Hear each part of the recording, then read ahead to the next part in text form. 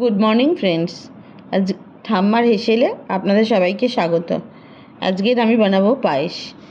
পায়েস বানানোর জন্য আমি গ্যাস জ্বালিয়ে কড়াইটা বসিয়ে নিলাম। এইবার আমি কড়াইয়ের মধ্যে পুরো 1 লিটার দুধটা ঢেলে নেব।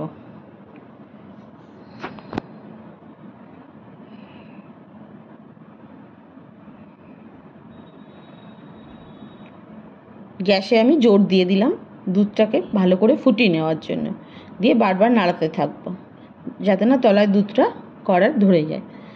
বারবার নাড়িয়ে নেব, নিয়ে ফুটিয়ে নেব। ফোটানোর পরে এই যে দুধটা ফুটে গেছে, এবার ফোটানোর পরে আমি এটা অন্য পাত্রে ঢেলে নেব।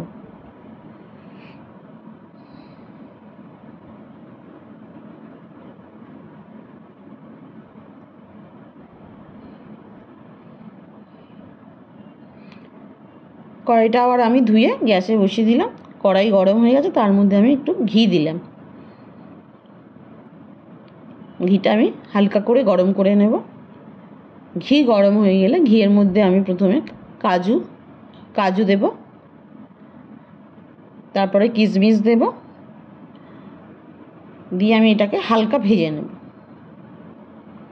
হালকা নাড়াবো, হালকা ভেজে নেব। এরপরে আমি আমার গোবিন্দভোগ চাল যেটা রাখা ছিল সেটা ঢেলে নিয়ে এটাকেও আমি হালকা ভেজে নেব।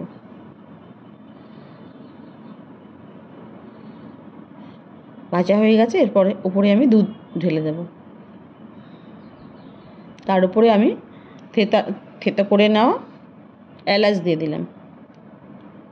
বাকি দুধটা আমি ঢেলে দিলাম।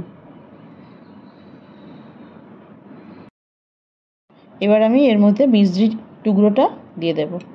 দিয়ে এর উপরে আমি 4-5টা বাতাসা নিয়েছিলাম সেটাও দিয়ে দেব। এটাকে ভালো করে নাড়িয়ে দেব। দেওয়ার পরে আমি চিনি দিয়ে দেব।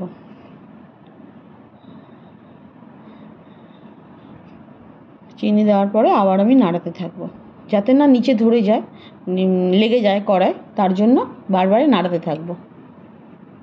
আস্তে আস্তে আমার পায়েসটা হয়ে আসছে।